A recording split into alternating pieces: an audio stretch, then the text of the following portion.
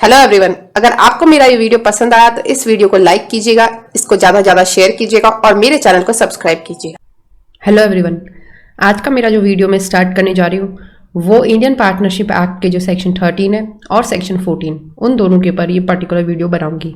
और इसके अंदर मैं सेक्शन 13 के बारे में और सेक्शन 14 के बारे में बताऊंगी और उसके बाद में जो आगे के जो सेक्शंस है वो मैं अपने नेक्स्ट वीडियो में कवर करूंगी। तो लेट्स स्टार्ट द वीडियो। सबसे पहले सेक्शन 13। सेक्शन 13 क्या बात करता है? सेक्शन 13 बात करता है कि म्यूचुअल राइट्स और लाइबिलिटीज क्या है पार्टनर की, मतलब कि उनके क्या पारस्परिक अधिकार है और उनके क्या दायित्व है। जो पार्टनर्स है, जो भागीदार है, उनके क्या क्या पारस्परिक अधिकार है और उनके क्या दायित्व है। तो इनके अंदर जो इनके म्यूचुअल राइट्स और लाइबिलिटीज है वो इसके अंदर है, F तक है इसके अंदर दे रखी।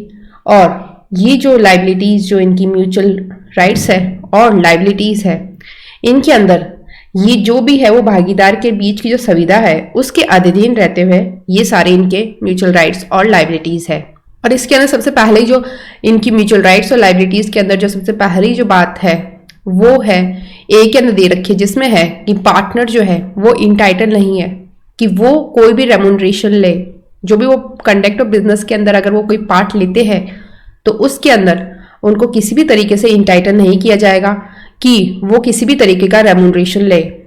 कि मतलब भागीदार जो है वो कारोबार के संचालन में भाग लेने के लिए उनको किसी भी तरीके का पारिश्रमिक जो है वो पाने का उनका अधिकार नहीं है। मतलब किसी भी तरीके का उनका रेम्यूनरेशन लेने का कोई भी राइट नहीं है, उनके पास में इंटाइटल नहीं है वो कि वो अगर वो कंडक्ट ऑफ बिजनेस में पार्ट लेते हैं तो वो उस केस में उनको रेम्यूनरेशन मिले, ये वो इंटाइटल नहीं है पार्टनर। और फिर जो बी है वो ये बात करता है कि पार्टनर्स इंटाइटल है कि उनको शेयर करे, वो इक्वली जो भी प्रॉफिट जो अर्न होता है उसको वो शेयर करे, और अगर कोई लॉस होता है फर्म को तो उसमें भी वो कंट्रीब्यूट करे इक्वली। मतलब कि भागीदार जो भी उपार्जित जो लाभ है उसमें वो समानते जो है अंश पाने का उनका अधिकार है। और फर्म को अगर कोई हानि होती है तो उसमें भी समानते कोई अभिदाय करेंगे वो, मतलब उसमें भी अगर कोई लॉस होता है फर्म का तो वो भी लॉस वो कंट्रीब्यूट करेंगे एक दूसरे के साथ में इक्वली, और अगर कोई प्रॉफिट होता है तो उसको भी वो शेयर करेंगे इक्वली। ये भी पार्टनर्स इसके लिए इंटाइटल है।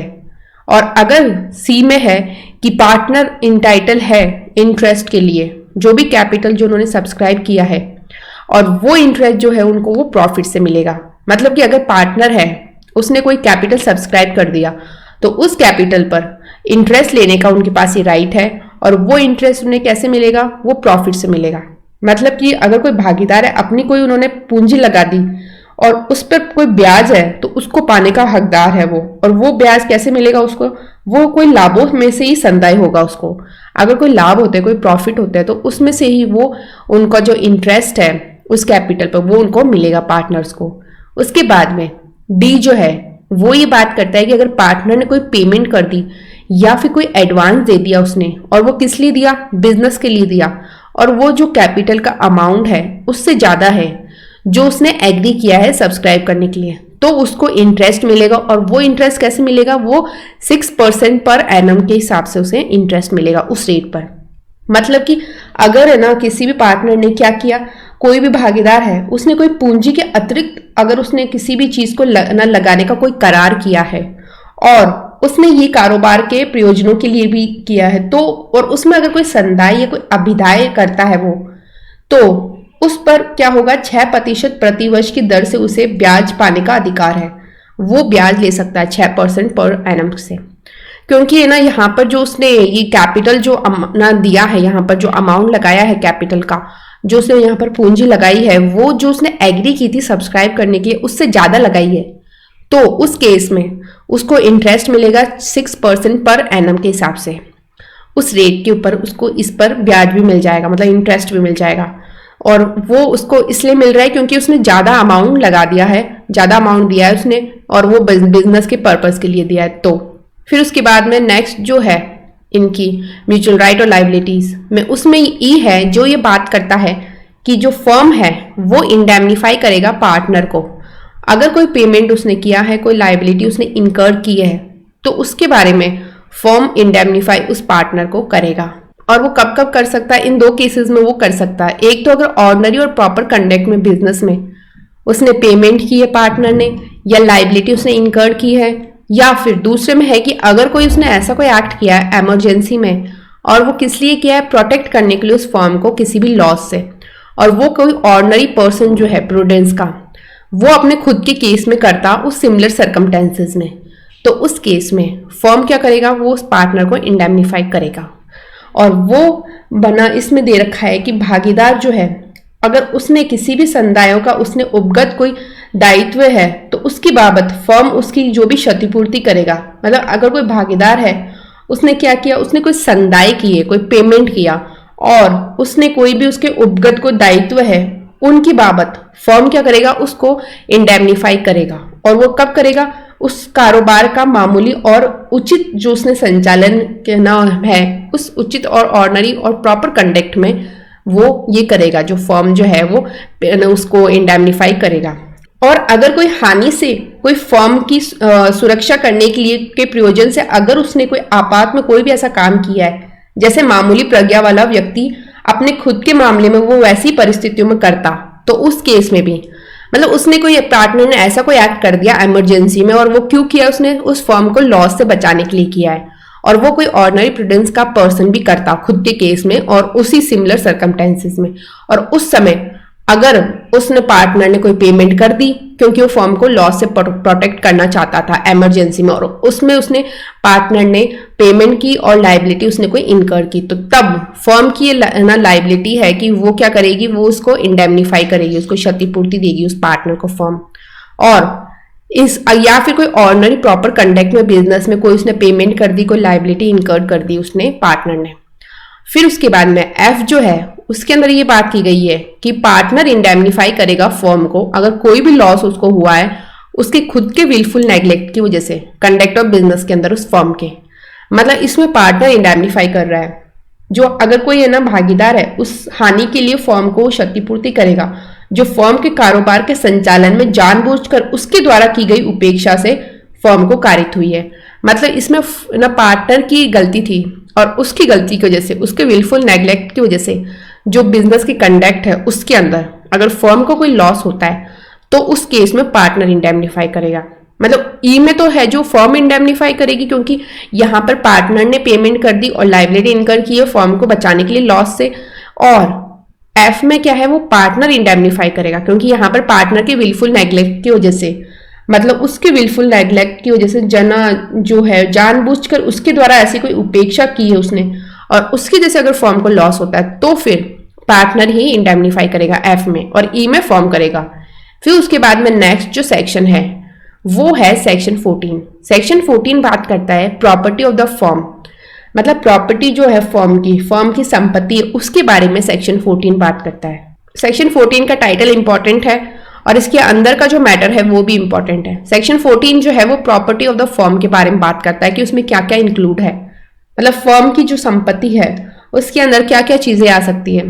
उसके अंदर वो सारी प्रॉपर्टी आ सकती है और वो सारी राइट्स और इंटरेस्ट आ सकते हैं उस प्रॉपर्टी में जो ओरिजिनली ब्रॉट हुए स्टॉक में उस फर्म के, मतलब कि भागीदार इसके ना अंदर संविदा के अधीन तो ये है। और ये फर्म की संपत्ति के अंतर्गत क्या क्या आता है, उसके अंदर फर्म की संपत्ति के अंदर आता है फर्म की जो स्टॉक है वो जो मूलतः लाई गई या वो फिर फर्म द्वारा या फर्म के लिए या फर्म के कारोबार के प्रयोजनार्थ उसके, मतलब फर्म के लिए अगर कोई भी प्रॉपर्टी और राइट कोई इंटरेस्ट कोई प्रॉपर्टी का अंदर है, मतलब वो सारी प्रॉपर्टी है और वो सारे राइट है वो सारे इंटरेस्ट है उस प्रॉपर्टी के अंदर जो ओरिजिनली उसके स्टॉक ऑफ फर्म के अंदर है, मतलब मूलतः जो उसके वहां पर लाई गई है उस फर्म के जो है फर्म का जो भी स्टॉक है उसके अंदर वो सारे उसके अंदर प्रॉपर्टी में आएंगे। और वो सारी प्रॉपर्टी भी आएगी जो अक्वायर्ड की गई है परचेज से या फिर अदरवाइज बाय या फॉर द फर्म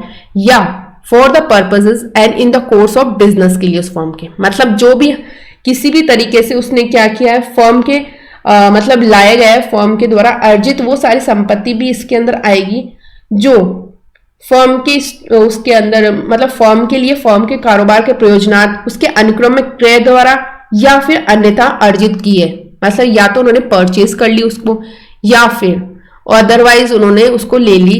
और वो किस लिए लिए, फर्म के पर्पस के लिए और उसके बिजनेस के लिए फर्म के वो सारी चीजें उन्होंने परचेज किया, एक्वायर किया परचेज से या फिर अदरवाइज।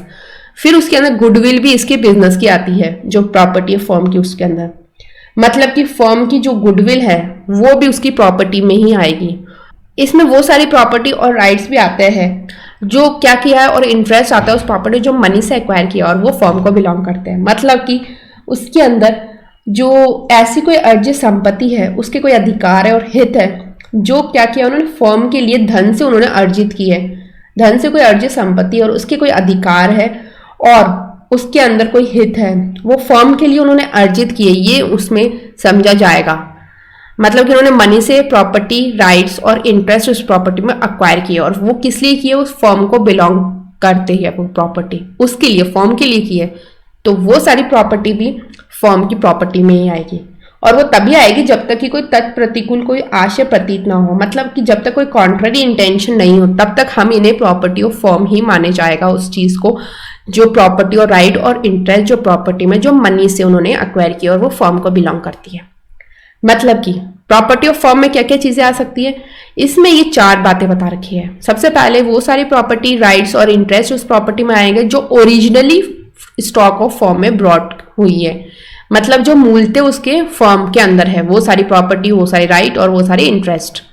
और ऐसी कोई प्रॉपर्टी जो क्या की गई है, वो अक्वायर की गई है परचेज से, खरीद कर या फिर अदरवाइज बाय या फॉर द फर्म, और या फिर उसके पर्पस के लिए, उसके बिजनेस के लिए उस फर्म के, ये लोग इन्होंने क्या किया उसको एक्वायर कर दी परचेज से या अदरवाइज। फिर उसके अंदर उसकी गुडविल भी आएगी जो बिजनेस की है, वो भी प्रॉपर्टी ऑफ फर्म में ही आती है। और उसके बाद में ऐसी कोई प्रॉपर्टी और राइट और इंटरेस्ट है उस प्रॉपर्टी में जो उन्होंने मनी से एक्वायर किया और वो फर्म को बिलोंग करती है। पैसों से अगर उन्होंने कोई प्रॉपर्टी राइट इंटरेस्ट एक्वायर कर ली मनी से तो वो भी फर्म को ही बिलोंग करेगी। तो ये चारों जो है वो प्रॉपर्टी ऑफ फर्म में इंक्लूड करते हैं और इसके बाद के जो सेक्शंस हैं वो मैं अपने नेक्स्ट वीडियो में कवर करूंगी। अगर आपको मेरे इस वीडियो से कुछ भी अच्छा सीखने को मिला तो मेरे इस वीडियो को लाइक कीजिएगा, इससे ज़्यादा शेयर कीजिएगा और मेरे चैनल को सब्सक्राइब कीजिएगा। Thank you and stay tuned.